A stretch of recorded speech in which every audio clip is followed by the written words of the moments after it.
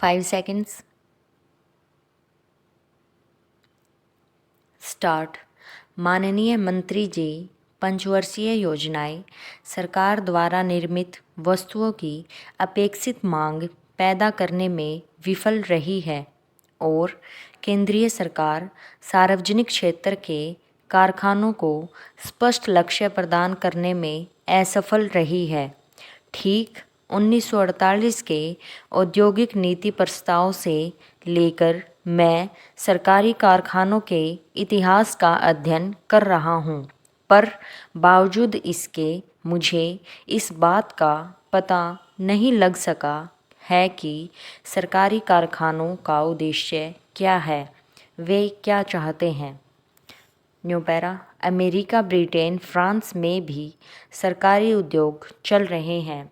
वहाँ उनसे यह अपेक्षा की जाती है कि वे असाधारण खतरों की स्थिति में निर्मित हो, जैसे अंतरिक्ष तथा अणुशक्ति संबंधी कार्यक्रम को लेकर सरकारी कारखाने खोले जाते हैं।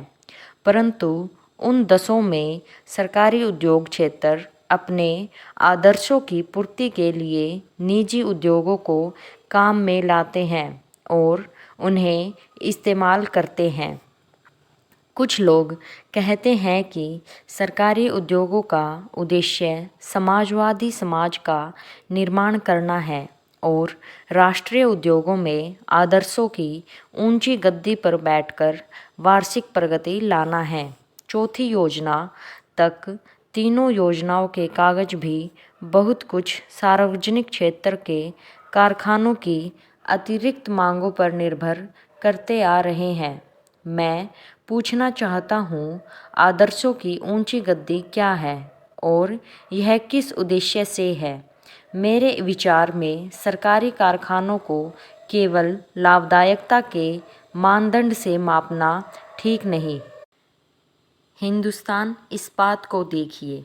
इसका उद्देश्य था देश में इस्पात की आवश्यकताओं को दृष्टि में रखते हुए और अर्थव्यवस्था के आम विकास की आवश्यकता के अनुसार इस्पात की कई किस्मों को काफ़ी मात्रा में तैयार करना लक्ष्य था। यदि केवल लाभ के लिए यह कारखाना खोला गया होता तो इसकी शक्ल सूरत कुछ और ही होती। सरकारी क्षेत्र के कारखानों की सफलता के लिए दो स्पष्ट व महत्वपूर्ण उद्देश्य है और जो लोग उनमें काम करते हैं उनमें उचित मनोबल नितांत आवश्यक है। हिंदुस्तान इस्पात को केवल लाभदायकता के मानदंड से जांचना इसके उद्देश्य को नज़रअंदाज करना है।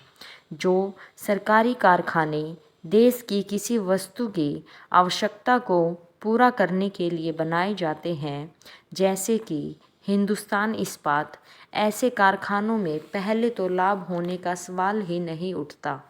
ऐसे सरकारी कारखानों से कुछ वर्षों के लिए लाभ की आशा नहीं करनी चाहिए, बल्कि उन्हें देश की उस आवश्यकता को पूरा करने का पूरा अवसर प्रदान करना चाहिए। कुछ सालों बाद स्वतः उनसे लाभ होगा।